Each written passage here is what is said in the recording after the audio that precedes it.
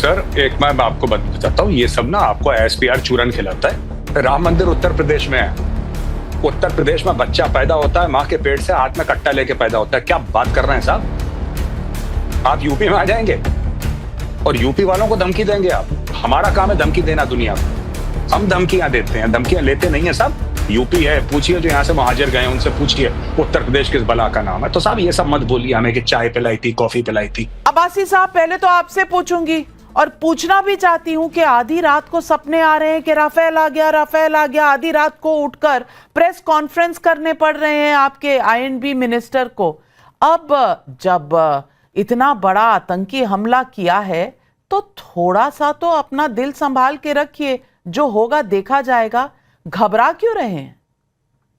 जी, सबसे पहली बात ये है कि घबरा कोई नहीं रहा और उन्होंने प्रेस कॉन्फ्रेंस नहीं की, एक वीडियो स्टेटमेंट जारी की है।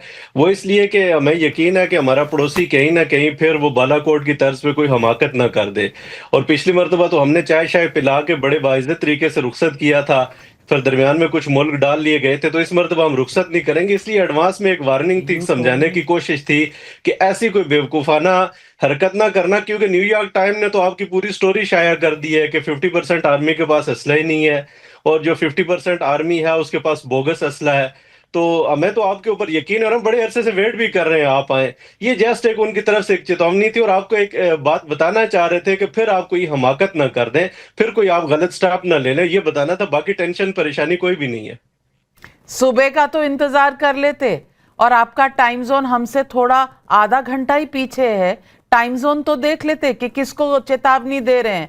हमें बता रहे हैं, हमारे देश में तो सब सो रहे थे, तो ये किसको बताया जा रहा था? गौरव आर्या जी, आज शायद अब्बासी साहब को थोड़ा सा आपको एक्सप्लेन करना पड़ेगा। सर एक मैं आपको बताता हूँ, ये सब ना आपको एसपीआर चूरन खिलाता है। अब आप सोचिए नाविका, थोड़ी सी बात सोचिए।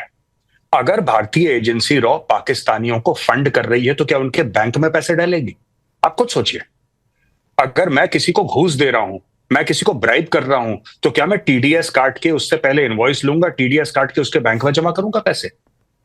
अब ये कहते हैं कि ऐसा हुआ है। अरे भाई, अगर भारत कुछ कर रहा है, कोई भी मुल्क हो, पाकिस्तान भी करे या कोई भी मुल्क करे दुनिया में, चाइना करे, अमेरिका करे, कोई ऐसे क्या टीडीएस काट के बैंक में वो स्क्रीनशॉट्स भेज रहे हैं कि देखो इतना पैसा रिसीव हुआ, इतना पैसा। तो ये सब देखिए, चाय वाय पिलाई साहब, ये सब बातें आप मत करिए कि चाय पिलाई। हमने आपके 93,000 फौजियों को 3 साल बैठ के खाना खिलाया, आपके जर्नैल को Johnny walker black label whisky पिलाई, पाकीज़ा फिल्म दिखाई साहब, मीना कुमारी की, छोटी बात है, पूरा ऑडिटोरियम खाली करके। तो ऐसी बात तो नहीं है साहब। हमारी मेहमान नवाजी की भी आप दाद दीजिए ना कि 3 साल हम बैठ के खाना खिला सकते हैं 93,000 लोगों को, आप एक चाय नहीं पिला सकते साहब। उस चाय का आप इतना हमें सुना रहे हैं कि चाय पिला दी, चाय पिला दी, चाय पिला दी। हमने तो एक बार नहीं बोला कि आपके लगभग लाख बंदों को, जिसमें आपके 5 मेजर जनरल थे, 1 लेफ्टिनेंट जनरल था, पता नहीं 23-25 ब्रिगेडियर थे, 100 से ऊपर कर्नल थे, कितने सिपाही थे, 3 साल बैठ के खाना खिलाया साहब। दिन में 2 बार चाय, 3 बार रोटी। हमने तो आज तक नहीं बोला। खैर, बड़े और छोटे मुल्कों में यही फर्क होता है। अब मैं जो नाविका ने सवाल पूछा, मैं उसका जवाब देना चाहता हूं। देखिए साहब, ऐसी बात है, यह कहना कि रात के 2 बजे उन्होंने स्टेटमेंट दिया, पहली बात ये बड़ी अजीब सी बात है कि रात के 2 बजे उन्होंने स्टेटमेंट दिया। बात यह है कि ये जो लोग धमकी दे रहे हैं कि हिंदुओं को मार देंगे और ये हो जाएगा, वो हो जाएगा, लकड़ी नहीं मिलेगी, ये सब कौन है? ये पॉलिटिशियंस हैं इनके, ये इनके सियासतदान हैं। इनका फौजी सरबराह कहां पे है? असली बात तो उसको करनी चाहिए ना सामने, क्योंकि पावर जिसके पास है, हमारे यहां पॉलिटिशियंस के पास पावर है, पॉलिटिशियंस बोलते हैं, वहां पे आर्मी के पास पावर है, आर्मी बोलती नहीं है। और ये जो साहब कह रहे हैं, वो जो मैडम कह रही थी इनके पार्लियामेंट में बैठ के कि हम लोग वहां पे राम मंदिर को तोड़ के वहां पे ईंट लगाएंगे बाबरी मस्जिद की, आपको पता है कहां पे राम मंदिर? आपको पता है? राम मंदिर उत्तर प्रदेश में है। उत्तर प्रदेश में बच्चा पैदा होता है, मां के पेट से हाथ में कट्टा लेके पैदा होता है। क्या बात कर रहे हैं साहब? आप यूपी में आ जाएंगे और यूपी वालों को धमकी देंगे आप? हमारा काम है धमकी देना दुनिया को। हम धमकियां देते हैं, धमकियां लेते नहीं है साहब। यूपी है, पूछिए जो यहां से महाजर गए उनसे पूछिए उत्तर प्रदेश किस बला का नाम है। तो साहब ये सब मत बोलिए हमें कि चाय पिलाई थी, कॉफी पिलाई थी। हमने तो कभी आपको ये एहसान नहीं जताया कि हमने 93,000 लोगों को हमने खाना खिलाया था। 3 साल खाना खिलाया था, 3 साल। हमने एक बार भी जिक्र नहीं करा। खानदानी लोग हैं साहब, एक बड़प्पन है, एक शान है। छोटी छोटी बातों के बारे में हम बात नहीं करते। आगे दूसरा सवाल पूछिए जनाब मुझसे, मैं तैयार हूं। सवाल ये है, और गौरव आर्या सवाल ये पूछना चाह रही हूं कि क्या उल्टी गिनती शुरू हो गई है? क्योंकि पाकिस्तान जिस तरह से थरथरा रहा है, मुझे लगता है सीज फायर वायलेशंस हो रही हैं, बयान जिस तरह से आ रहे हैं, रातों को नींद नहीं आ रही, ये उल्टी गिनती शुरू हो गई ना? कयामत की रात आज है कि नहीं? नहीं, बिल्कुल इनको उल्टी गिनती शुरू हो गई। और ये जो रिपोर्ट क्लेम कर रहे हैं, उन्होंने ये नहीं बोला था।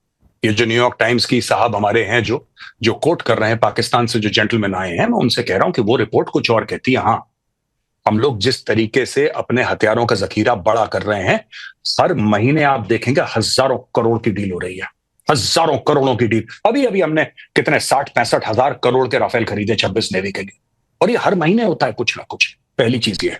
दूसरी बात मैं आपको बता रहा हूं कि पाकिस्तान किस चीज से डरा है। इनके जनरल बाजवा का बयान है, जो हामिद मीर, इनके जो टॉप जर्नलिस्ट, 2-3 टॉप नाम है पाकिस्तान में, हामिद मीर का स्टेटमेंट है कि जनरल बाजवा ने उनको बताया, आप जाके इंटरनेट पे देख सकते हैं, मैं कोई गलत बात नहीं कह रहा हूं, इंटरनेट पे आप जाके देख सकते हैं। वहां पे साफ तौर पे वो कह रहे हैं कि जनरल बाजवा कहते हैं, हमारे पास इतना तेल नहीं है कि हम अपने टैंकों में डाल दें। We don't have enough oil. देखिए, लड़ाई जज्बा है, कलमा पढ़ के मुल्क बना था, जज्बे वाली कौम है, एक मिसाइल आएगी सारा जज्बा हवा कर देगी। ये तो टेक्नोलॉजी की बात है। जज्बा वज्बा हैज नो वैल्यू। ये सब बेकार की फालतू की बातें हैं, बेरोजगार लोगों की बातें हैं कि बड़ा जज्बा है। कोई जज्बा वज्बा नहीं है। आजकल टेक्नोलॉजी की लड़ाई हो रही है, और जब नहीं थी तब भी हमने देख लिया था।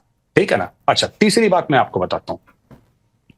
ये जो लोग बात करते हैं पाकिस्तानी फौज की, मुझे ये बात समझ में नहीं आती कि, और मुझे इंडियन मीडिया से भी शिकायत है, मैं 30 सेकंड में दोनों पॉइंट अपने बताऊंगा। ये पाकिस्तानी फौज किस फौज को सपोर्ट करते हैं सर? ये जो लगाया है शहबाज शरीफ है, फॉर्म 47 वाला शहबाज शरीफ, आपने इसके ऊपर बड़ा आपको गुमान है। और जो आपका लीडर है उसको आपने जेल में डाल रखा है। जो पाकिस्तान का चहीता है, जो पाकिस्तान का लाडला है, उसको जेल में डाल रखा है। और जो चोर उचक्के हैं उनको आपने विराजमान कर रखा है कुर्सी पे। और दूसरी चीज, मेरी जो इंडियन मीडिया से शिकायत है, जब भी ये बलोच के बारे में बात करते हैं, कहते हैं Baloch militants. BLA they are freedom fighters. वो स्वतंत्रता सेनानी है, वो कोई मिलिटेंट नहीं है, वो कोई टेररिस्ट नहीं है, वो फ्रीडम फाइटर है। वो अपने देश के लिए लड़ रहे हैं, अपने मुल्क के लिए लड़ रहे हैं। और मैं हर एक BLA के फाइटर को सैल्यूट करता हूं।